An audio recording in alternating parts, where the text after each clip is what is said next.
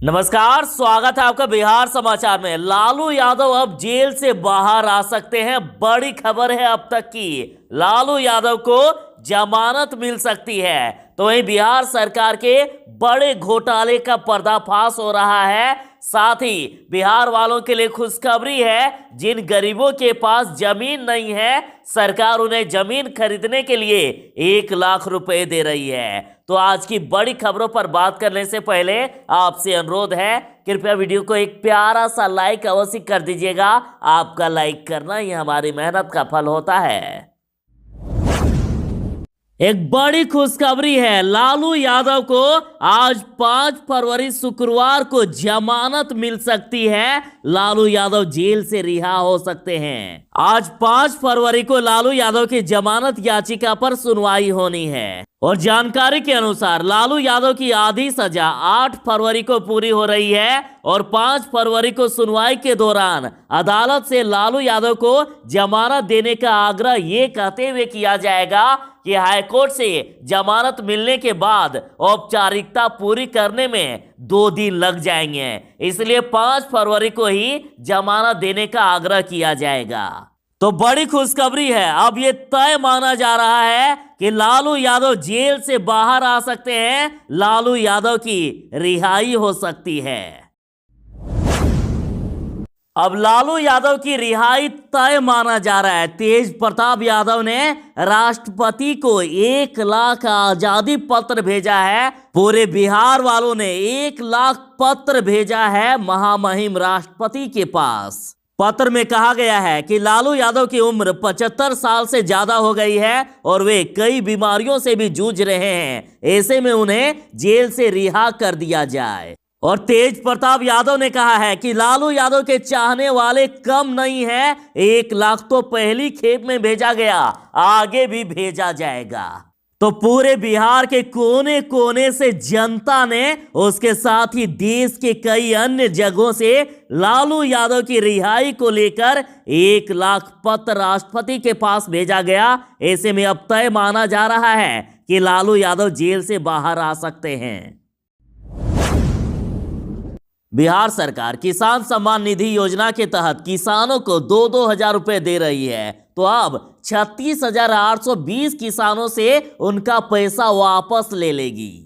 अब किसानों को लौटाने होंगे 32 करोड़ 74 लाख रुपए। बिहार के कृषि विभाग ने सभी जिला के कृषि पदाधिकारियों को पत्र लिखकर कुल 32 करोड़ 74 लाख 6 हजार की राशि वापस मांगी है। 36,820 किसानों से पैसे वापस लिए जाएंगे। इन किसानों को विभाग ने अयोग्य माना है। तो वापस कैसे करना होगा, देखिए, कृषि निदेशक बिहार पटना के खाते में स्टेट बैंक ऑफ इंडिया में आपको वापस करना होगा। खाता डिटेल्स आपके सामने है और जो लोग वापस नहीं करेंगे उन पर कानूनन कार्रवाई होगी।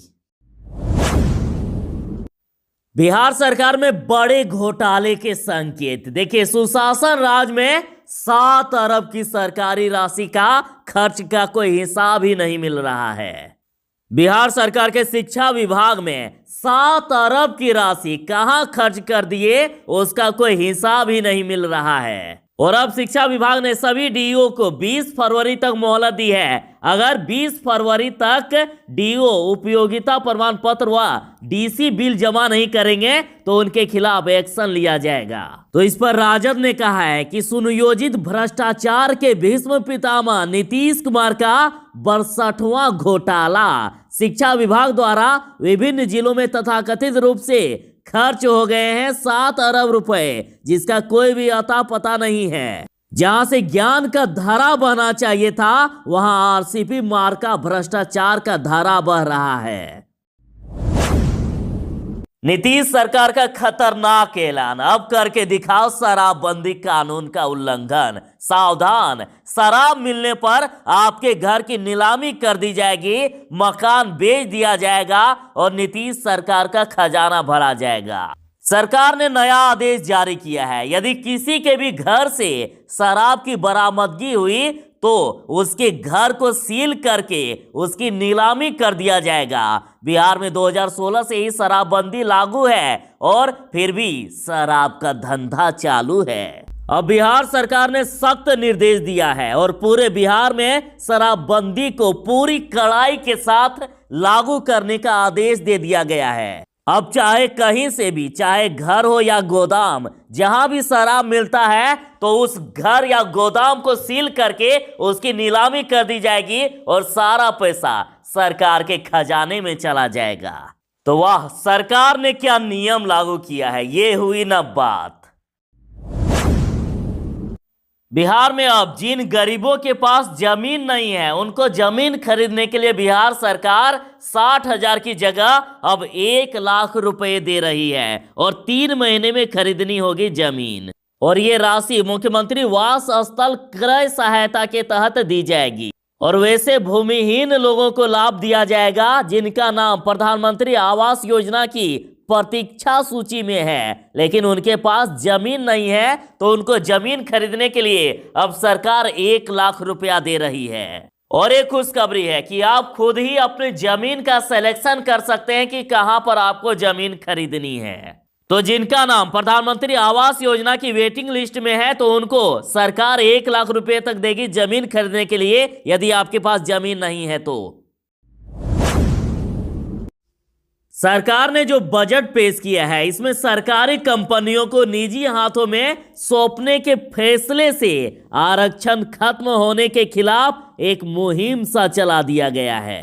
तेजस्वी यादव कहते हैं कि सभी सरकारी संस्थानों को बेचकर सरकार अब सरकारी नौकरियां भी प्राइवेट कर देंगे तथा निजी क्षेत्र में आरक्षण भी लागू नहीं करेंगे। इस तरह से आरक्षण खत्म। राष्ट्रीय जनता दल का कहना है कि नीतीश कुमार और भाजपा बड़ी चालाकी से आरक्षण समाप्त कर रहे हैं। मोदी सरकार रेलवे, बैंक और LIC जैसे प्रतिष्ठान जहां सबसे अधिक सरकारी नौकरियां हैं उन्हें प्राइवेट हाथों में सौंपकर आपका हक छीन रही है।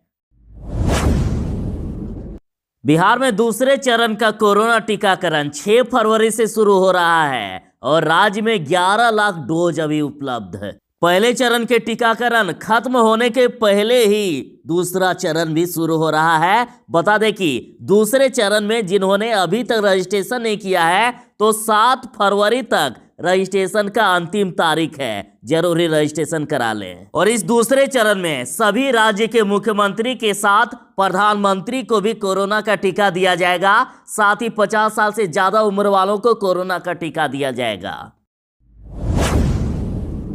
क्या साहब, विपक्ष ने तो आपके राज को महाजंगल राज घोषित कर दिया है। अब आप क्या कहोगे? आपके राज में आम जनता तो छोड़ ही दीजिए, पुलिस वालों को दौड़ा दौड़ा कर दिन दहाड़े गोली मार दी जाती है। और अब देखिए, महिला बीडीओ को बाल खींचकर पीटा गया।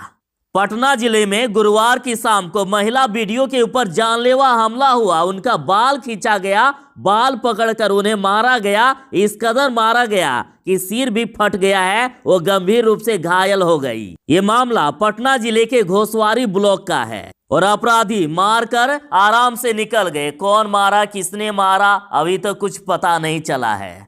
और बताया जा रहा है कि ड्राइवर ने उनकी जान बचाई, वे नहीं होते तो आज उनकी जान भी नहीं बच पाती। बिहार में अब अपराधियों को किन्नर पकड़ेंगे। देखिए, बिहार की नौकरी में किन्नरों को मिलेगा आरक्षण और सभी जिलों में इस समुदाय के 1-1 दरोगा और 4-4 सिपाही होंगे। और कोर्ट में कहा गया कि सभी जिलों में किन्नर समुदाय से 1-1 दरोगा और 4-4 सिपाही की तैनाती की जाएगी। यानी हर जिले में जब पुलिस बलों की नियुक्ति होगी तो उसमें से ऑफिसर के 1 पद और कांस्टेबल के 4 पदों पर किन्नरों की नियुक्ति होगी। आरजेडी ईस्ट चंपारण ने कहा है कि बिहार में भ्रष्टाचार ऐसा कि गुस्सा से ज्यादा आपको हंसी आ जाए। हंसी क्या आए, बिहार की बदनसीबी पर रोना ही आ जाएगा। बिहार में एक झोपड़ी में रहने वाले जहां एक LED बल्ब और एक पंखा चलता है, वहां पर बिजली विभाग ने 72,000 का बिल भेज दिया। आरजेडी ईस्ट चंपारण ने कहा कि अरे अफसरों और कर्मियों ने जमकर विभाग को चूसा है तो कहीं से वसूली करना ही है ना। और नीतीश सरकार कहती है कि सरकार के खिलाफ विरोध बर्दाश्त नहीं करेंगे। क्या गजब की तानाशाही है। मोतिहारी के एक झोपड़ी में रहने वाले मजदूर के घर बिजली विभाग ने 20 लाख का बिजली बिल भेज दिया था। बिल को सुधारने के लिए विभाग को आवेदन देकर मजदूर ने गुहार लगाई तो विभाग ने क्या किया, अब 72 लाख का बिजली बिल भेज दिया। वाह रे बिहार सरकार, वाह रे सुशासन, क्या बात है आपकी। अब तो तारीफ करना बनती ही है क्योंकि आपके नाक के नीचे अपराधी तांडव कर रहे हैं। देखिए, बिहार में पुलिस का खौफ नहीं, एसपी कार्यालय से महज कुछ ही दूरी पर अपराधियों ने दिव्यांग की हत्या कर दी और ऐसी आशंका जताई जा रही है कि मृतक की पीट पीट कर बेरहमी से हत्या की गई है। बिहार में आरा जिला स्थित एसपी कार्यालय से महज चंद कदमों की दूरी पर गुरुवार को दिव्यांग का शव मिला है और घटना स्थल पर मृत की ट्राईसाइकिल भी बरामद की गई है। खून से लथपथ उनका लाश मिला। मिली जानकारी के अनुसार भोजपुर एसपी कार्यालय से महज कुछ ही कदम की दूरी पर बीच सड़क पर खून से लथपथ दिव्यांग का शव देखा गया।